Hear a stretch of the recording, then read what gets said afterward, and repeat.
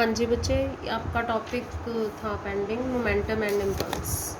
हाँ जी, ये क्या होता है मोमेंटम एंड इम्पल्स?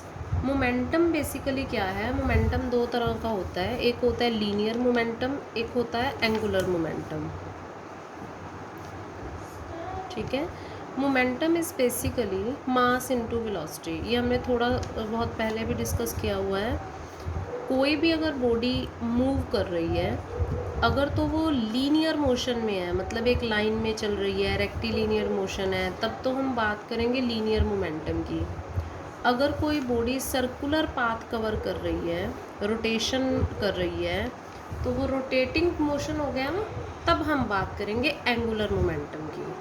तो रोटेटिंग मोशन है तो जो वेलोसिटी होती है वहाँ ओमेगा से मेज़र की जाती है, दैट इज़ एंगुलर वेलोसिटी।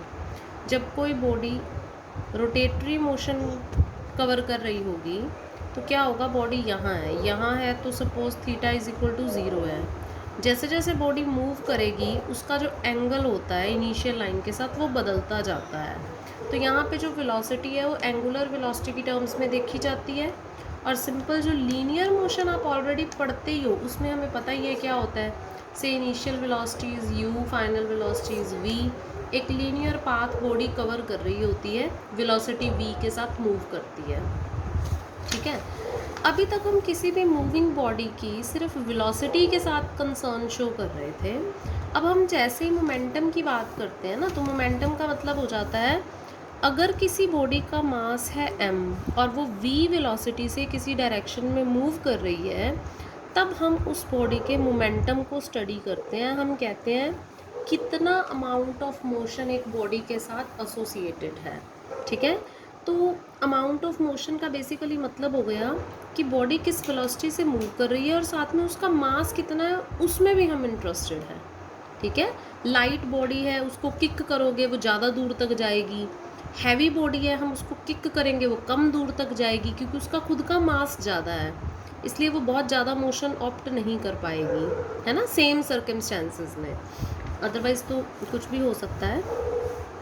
हाँ जी, तो इस तरह से इसको जैसे ही आप लोग रीड करते हुए देखते हो तो आपको इस टॉपिक में जो बेसिकली नई चीज़ नज़र आती है वो मोमेंटम है। Momentum is nothing but mass into velocity. फिर से यहाँ हम न्यूटन्स सेकंड लॉ की बात करेंगे। Newton's second law, Newton's laws basically आप पूरा चैप्टर ही पढ़ चुके हैं, जिसमें 3 लॉज थे, पर ज़्यादातर जो भी क्वेश्चंस थे वो सारे हम सेकंड लॉ पे करते हैं। सेकंड लॉ में भी हम एक कंजर्वेशन लॉ पढ़ते हैं, वो कंजर्वेशन लॉ हम ऑलरेडी यूज़ कर चुके हैं। अब ये सेकंड लॉ हमें मोमेंटम का कंजर्वेशन लॉ भी देता है। न्यूटन से सेकंड लॉ क्या था? हम कहते थे effective force is equal to mf। ये ध्यान होगा सबको। इसका मतलब है किसी भी बॉडी पे जो फोर्स लगाई जा रही है, जो एक्सटर्नल फोर्स अप्लाई की जा रही है, वो किसके इक्वलेंट होती है? मास इनटू एक्सेलरेशन के। ये हमारा न्यूटन से सेकंड लॉ था। ठीक है, P is equal to m में भी बोल देते हैं उसको। अब न्यूटन्स सेकंड लॉ डिड्यूस करके हमें एक लॉ देता है, वो है कंजर्वेशन ऑफ मोमेंटम। क्या है कंजर्वेशन ऑफ मोमेंटम? जैसे आप कहते हो ना कंजर्वेशन ऑफ एनर्जी एक लॉ है, एनर्जी जो होती है सिस्टम की वो हमेशा कंजर्व रहती है, वैसे ही किसी भी बॉडी का मोमेंटम भी हमेशा कंजर्व रहता है। ठीक है, इनिशियली जो मोमेंटम होगा बॉडी का वही फाइनल मोमेंटम होगा। कभी भी बॉडी अगर मूव कर रही है किसी भी सर्कमस्टेंसेस के अंडर, तो initial momentum is always equal to final momentum. वो भी हमें न्यूटन सेकंड लॉ से ही मिलता है। कैसे मिलता है? मान लो एक्सटर्नल फोर्स 0 है, in absence of external forces हमारा mf क्या हो जाएगा? 0 ना।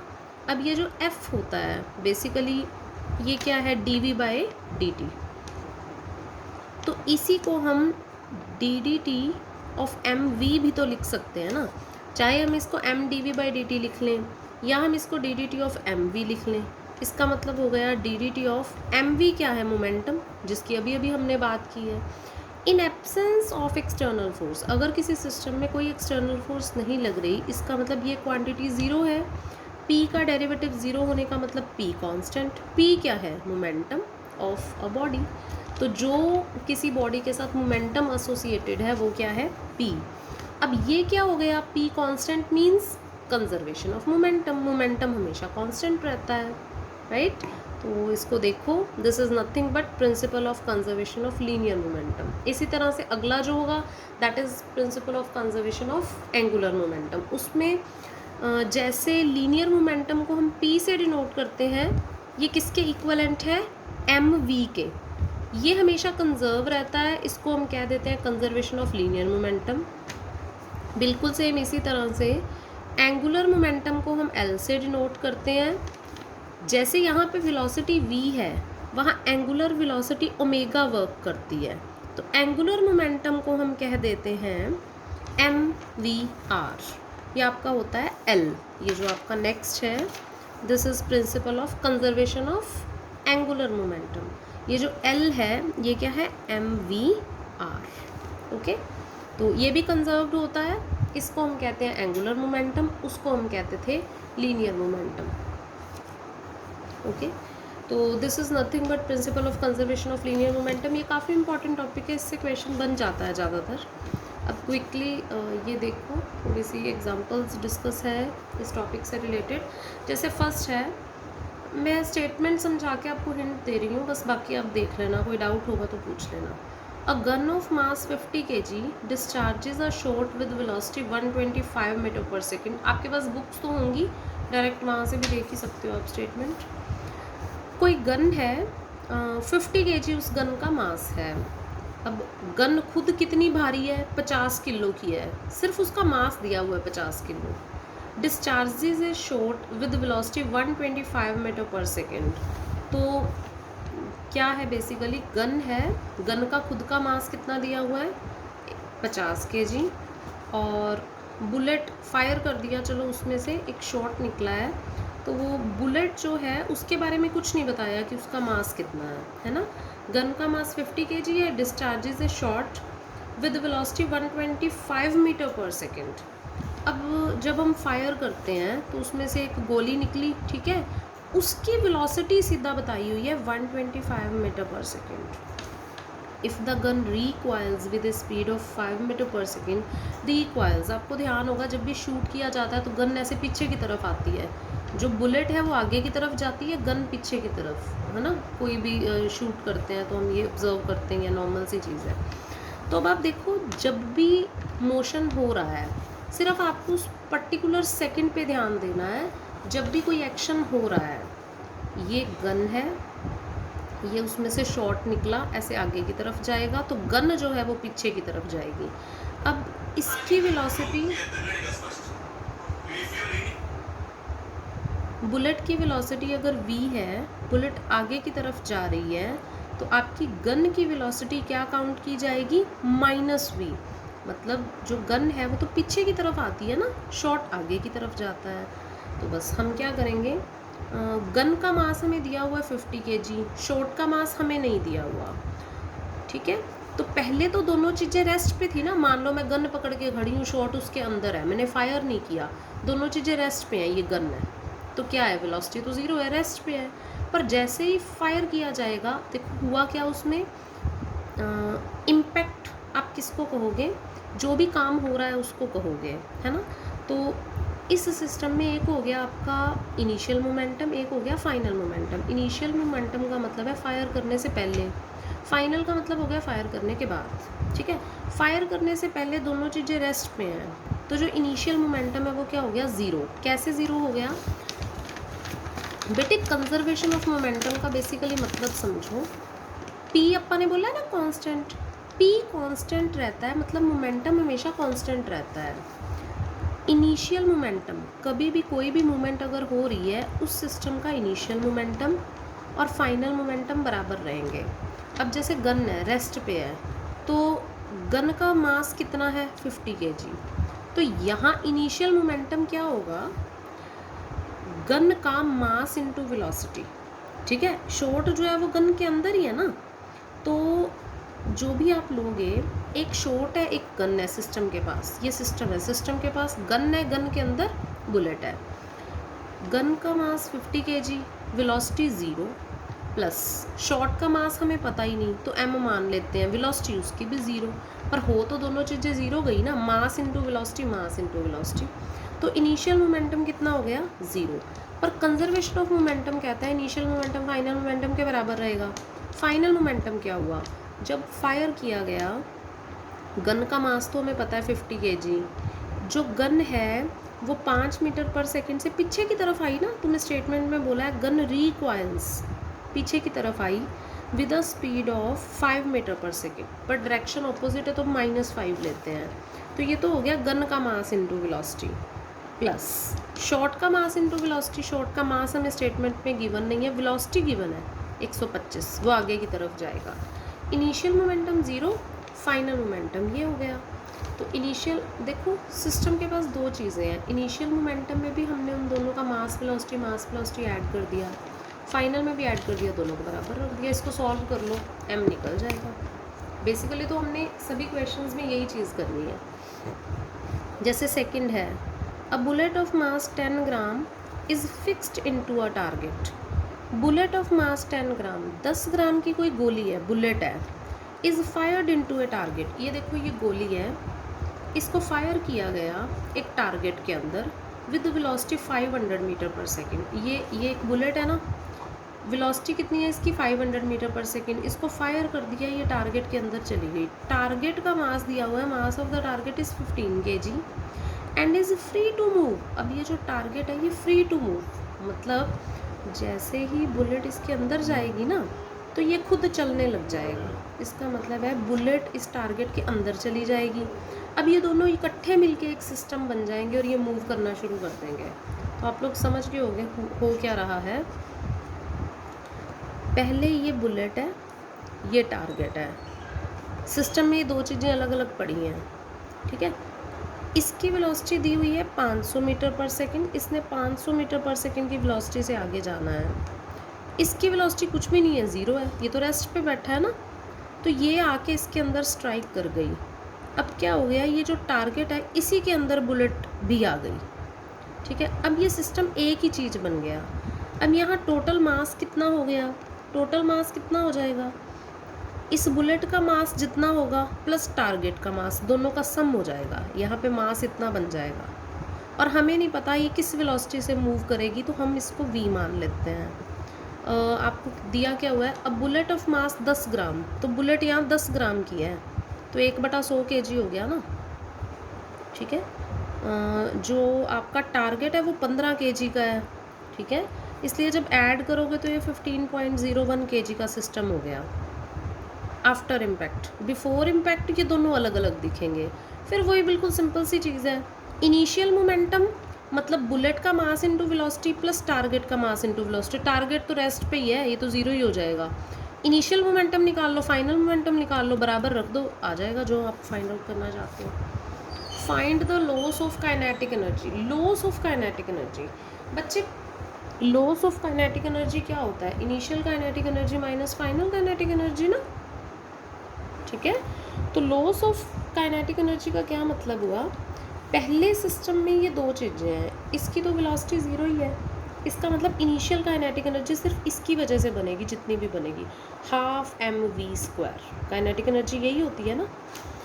और यहाँ पे पूरे सिस्टम में ये दोनों चीज़ें कंबाइंड हैं, तो फाइनल काइनेटिक एनर्जी बनेगी 12 mv²। m मतलब इस पूरे का मास, v मतलब इसकी जो भी वेलोसिटी है। तो पहले तो आप ये वेलोसिटी निकालिए, आपके पास वेलोसिटी है नहीं है ना, पहले तो कंजर्वेशन ऑफ मोमेंटम से वेलोसिटी निकाल लो, उसके बाद इनिशियल काइनेटिक एनर्जी निकाल दो, फाइनल निकाल दो, दोनों को माइनस कर दो, ठीक है।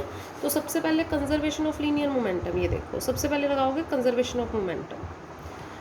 इसकी वेलोसिटी 0 थी तो इनिशियल मोमेंटम में सिर्फ 500 इंटू 1/100 kg, ये आपका हो गया इनिशियल मोमेंटम, ठीक है। ये रहा राइट, बिफोर इम्पैक्ट ये अपना हो गया इनिशियल मोमेंटम, ठीक है, 5 kg। Final momentum, final momentum में मास सारा का सारा प्लस हो चुका है क्योंकि वो बुलेट जो है वो इसके अंदर चली गई, और वेलोसिटी हमें पता नहीं है तो उसको v मान लिया, ठीक है। तो मोमेंट आफ्टर इम्पैक्ट ये हो गया मास इंटू वेलोसिटी। अब initial momentum equal to final momentum, जब इक्वेट करोगे तो आपके पास वेलोसिटी आ जाएगी, राइट। फिर इनिशियल काइनेटिक एनर्जी सिर्फ एक बॉडी की वजह से आनी है, फाइनल दोनों कंबाइंड की वजह से आनी है, हाफ mv²। जो v यहाँ से निकाला है ना वो यहाँ यूज़ कर लो, दोनों को माइनस कर दो, आ गया तो loss of kinetic energy. Next देखो, a bullet of mass m moving with a speed of v strikes a block of mass m which is free to move in direction of motion of the bullet. बिल्कुल ही same है, यहाँ पे numerical values दे रखी थी, ये एक article की तरह है। देखो फिर से वही, bullet of mass small m है, वेलोसिटी v है, टारगेट जो है वो रेस्ट पे बैठा है, तो फिर से initial momentum is equal to, ये देखो फाइनल मोमेंटम में दोनों का मास सम हो गया, वेलोसिटी v हो गई। Principle of conservation of momentum से आप वेलोसिटी निकाल लो, उसके बाद फिर से show that A portion of this of kinetic energy is lost, फिर से काइनेटिक एनर्जी का लॉस निकालना है, निकाल लेना। ये आपका इनिशियल काइनेटिक एनर्जी हो गया, जो एक बॉडी की वजह से आएगा, दूसरे की वेलोसिटी तो ज़ीरो है, देखो सिर्फ ये आ गया। फाइनल काइनेटिक एनर्जी हाफ, दोनों का सम हो गया मासेस का और कैपिटल V का स्क्वायर। V कैसे निकालते होते हैं कंजर्वेशन ऑफ मोमेंटम से, V की वैल्यू पुट करो, सॉल्व करो, और लॉस ऑफ एनर्जी मतलब दोनों को माइनस। ऐसे क्वेश्चंस आ जाते हैं और बहुत ही ईजी हैं, कर लेना इनको। ये है जैसे an elastic ball is dropped from a height h above the ground. कोई इलास्टिक बॉल है, उसको नीचे फेंका गया है h हाइट से, above the ground, and at the same time a second equal ball is projected vertically upward to meet the former. दो balls हैं बच्चे, एक बॉल को ऐसे फ्रीली फॉल करा दिया नीचे की तरफ, दूसरी बॉल को ऐसे ऊपर की तरफ फेंक दिया, जैसे ऐसा है, एक को ऐसे छोड़ दिया वो नीचे जाएगी, दूसरी को ऊपर फेंक दिया, तो रास्ते में कहीं वो दोनों बॉल्स मिलेंगी, है ना, जहाँ पे भी वो टकराएंगी सपोज, तो सेम टाइम पे second equal ball is projected vertically upward to meet the former. Show that the balls come to rest immediately after the impact. हमें कहा जा रहा है शो करो जैसे ही वो टकराएंगी, इम्पैक्ट मीन्स टकराएंगी, जैसे ही वो दोनों बॉल्स टकराएंगी वो रेस्ट पे आ जाएंगी। कब? If the second ball be projected with a velocity which would just carry it to a height h। वो टकराने पे रेस्ट पे आ जाएंगी अगर जो सेकंड बॉल हमने नीचे से फेंकी है उसको कितनी वेलोसिटी से फेंका जाए, projected with a velocity which would just carry it to a height h। तो ना ऊपर वाली बॉल जो है ऑब्वियसली वो तो रेस्ट पे होगी, अपन ने उसको छोड़ दिया, वो फ्रीली फॉल करेगी g acceleration due to gravity के अंडर। जो नीचे वाली बॉल है उसको आप ऊपर फेंक रहे हो तो कुछ इनिशियल वेलोसिटी दे के फेंकना पड़ेगा, मान लिया u वेलोसिटी दे दी, है ना। तो हमें क्या प्रूव करना है, जैसे ही ये दोनों बॉल्स टकराई, इम्पैक्ट के बाद ये रेस्ट पे आ जाएंगी, मतलब इनकी फाइनल वेलोसिटीज ज़ीरो हो जाएंगी। जैसे ही इम्पैक्ट हुआ, ये टकराई, तो इनकी final velocities zero. Before impact मतलब ये ऊपर से नीचे आ रही है, ये नीचे से ऊपर जा रही है, तो टकराने से पहले मान लिया इन दोनों की वेलोसिटीज v1 v2 हो चुकी थी। देखो ना, ये तो बहुत दूर है, सिर्फ इम्पैक्ट देखना होता है। जैसे ही वो टकराई, टकराने से जस्ट पहले और टकराने के जस्ट बाद। Linear of conservation of linear momentum क्या कहता है, टकराने से जस्ट पहले का मोमेंटम टकराने से जस्ट बाद का मोमेंटम बराबर होएगा, कंजर्वेशन ऑफ मोमेंटम कहता है।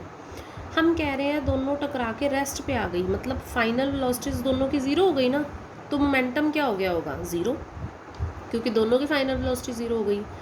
इनिशियल मोमेंटम क्या बनेगा, एक बॉडी नीचे आ रही है, दूसरी ऊपर आ रही है, तो दोनों की वेलोसिटी की डायरेक्शन ऑपोजिट है ना, तो टकराने से जस्ट पहले अगर इनकी वेलोसिटीज़ v1 v2 हो चुकी हैं, ये देखो ऊपर वाली बॉल नीचे आ रही है, नीचे वाली ऊपर जा रही है, टोटल हाइट अगर h है, एक बॉल ने मान लो x डिस्टेंस कवर कर लिया, तो दूसरी ने कितना कवर कर लिया होगा, h माइनस एक्स। तो इतना डिस्टेंस कवर करने के बाद इनकी वेलोसिटीज़ v1 v2 हो चुकी हैं, तो इनिशियल मोमेंटम क्या बनेगा, मास दिया हुआ है कुछ स्टेटमेंट में, N elastic ball is dropped, second equal ball, दोनों बॉल्स इक्वल हैं, मतलब दोनों का मास सेम लेना है, आप खुद लोगे अपनी तरफ से, m ले लेते हैं। तो देखो इनिशियल मोमेंटम क्या हुआ फिर, mv1 क्योंकि ये नीचे की तरफ आ रही है, प्लस mv2, पर डायरेक्शन ऑपोजिट है ना, तो प्लस लगाने की बजाय हमें क्या लेना पड़ेगा, v2 को माइनस का v2। तो इनिशियल मोमेंटम बन गया mv1 minus mv2 is equal to final momentum zero. Mass तो सेम है, इसका मतलब हो गया v1 is equal to v2। अब v1 is equal to v2 हो गया तो v1 v2 हमें निकालने पड़ेंगे। ये हमारा सेकंड चैप्टर में वर्टिकल पाथ होता था। ये ऊपर जा रही है, x डिस्टेंस कवर किया है इसने, इनिशियल वेलोसिटी u है, तो v2 क्या बन जाएगी, ये तुम्हारे पुराने फार्मूलाज लगाओ, v square is equal to u square plus 2gh, है ना। उसके हिसाब से v1 भी निकाल लो, v2 भी इसके अंदर पुट कर दो। हमने मान लिया फाइनल वेलोसिटी 0 हो गई, वहाँ से v1 बराबर v2 आ गया, दोनों की वैल्यूज़ पुट करो, देखो u निकल आया। हमें यही प्रूव करना था कि दोनों बॉडीज़ इम्पैक्ट के जस्ट बाद रेस्ट पे आ जाएंगी। कब आ जाएंगी, अगर जो सेकंड बॉल है उसको उस इनिशियल वेलोसिटी से प्रोजेक्ट किया जाए कि वो सिर्फ h हाइट कवर कर सके। हमें बोला है ना, ball be projected with a velocity which would just carry it to a height h।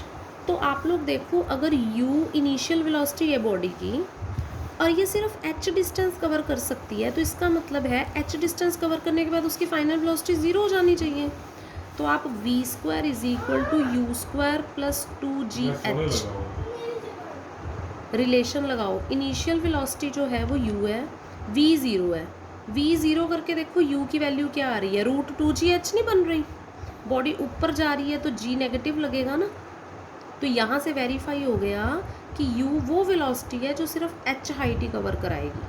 और यहाँ हमने कह दिया कि इम्पैक्ट के बाद बॉडीज़ जो है वो रेस्ट पे आ जाएंगी। तो यही तो प्रूव करना था कि इम्पैक्ट के बाद, जस्ट इम्पैक्ट के बाद बॉडीज़ रेस्ट पे आ जाएंगी अगर इनिशियल वेलोसिटी ये हो, and we have proved it.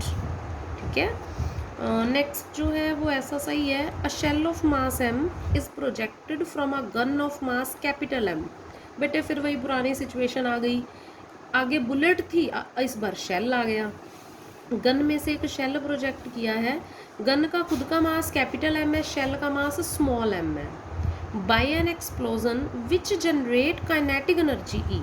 आगे हम पहले कंजर्वेशन ऑफ मोमेंटम से चीज़ें बनाते हैं, पर इस बार तुम्हें थोड़ा ये भी बता दिया कि कोई एक्सपोजर हुआ है, उसके अंदर काइनेटिक एनर्जी जनरेट हुई है, मतलब गेन ऑफ काइनेटिक एनर्जी हो गया ना। जहाँ काइनेटिक एनर्जी लॉस हो या गेन हो तो वो किसके बराबर हो जाती है, वर्क डन के बराबर। कंजर्वेशन ऑफ मोमेंटम तो रहेगा ही रहेगा, जब मास वगैरह गिवन हो तो ज़्यादातर मोमेंटम साथ में यूज़ हो जाता है। तो देखो, shell of mass m is projected from a gun of mass capital M। फिर वही, ये गन है, खुद का मास कैपिटल M है, इसमें से स्मॉल m की एक बुलेट फायर कर दी गई, तो बुलेट की जगह इस बार शेल आ गया। ठीक है, उसने कितनी एनर्जी जनरेट की, E। Prove that initial velocity of shell is this. अब हमें नहीं पता ना इनिशियल वेलोसिटी क्या थी शेल की। It is assumed that gun is free to recoil. फिर वही है, गन जो है वो पीछे जाएगी, जैसे फायर करते हैं, बुलेट आगे जाती है, गन पीछे जाती है, सेम वही चीज़ है। अब हमें नहीं पता था मास की इनिशियल वेलोसिटी क्या है, इसलिए हम अपनी तरफ से मान लेते हैं u है। ठीक है, जैसे ही उसने फायर किया तो वो u वेलोसिटी से आगे गई और गन जो है वो रिकॉइल होके पीछे आ गई, किस वेलोसिटी से, v वेलोसिटी से। ओके, तो फिर से वही चीज़, let u be the initial speed of shell and v be the velocity of recoil of gun. ठीक है, अब कंजर्वेशन ऑफ लीनियर मोमेंटम क्या कहता है, कंजर्वेशन ऑफ लीनियर मोमेंटम कहता है initial momentum is equal to final momentum. पहले तो दोनों चीज़ें रेस्ट पे थी, जैसे ही मोशन शुरू हुआ तो जो आपकी शेल है वो u वेलोसिटी से आगे को गई और जो गन है वो v वेलोसिटी से पीछे को आई। बच्चे, इनिशियल वेलोसिटी है ये, मोमेंटम नहीं है, मोमेंटम वही रहेगा, initial momentum 0, final momentum mu minus mv। इससे अपने पास v आ गया। v का मतलब हो गया कि आपकी जो गन है वो किस वेलोसिटी से पीछे की तरफ आई। इनिशियल मोमेंटम u है, निकालना तो आपको u है ना बस। अब हमने अभी बात की है कि या तो लॉस ऑफ एनर्जी होता है या फिर गेन ऑफ एनर्जी होता है ना।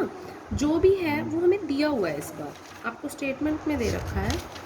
एक्सप्लोजन जो हुआ है उसके अंदर जनरेट हुई है काइनेटिक एनर्जी कितनी, E। ये कांस्टेंट हमें दिया हुआ है, तो हमारा आंसर जो होगा वो भी E की टर्म्स में आएगा। देखो, इनिशियल वेलोसिटी हमें निकालनी है, मतलब u निकालना है, पर दिया क्या हुआ है E और m, तो हमारा जो आंसर है वो E और m की टर्म्स में होना चाहिए, बाकी सब कुछ एलिमिनेट हो जाएगा।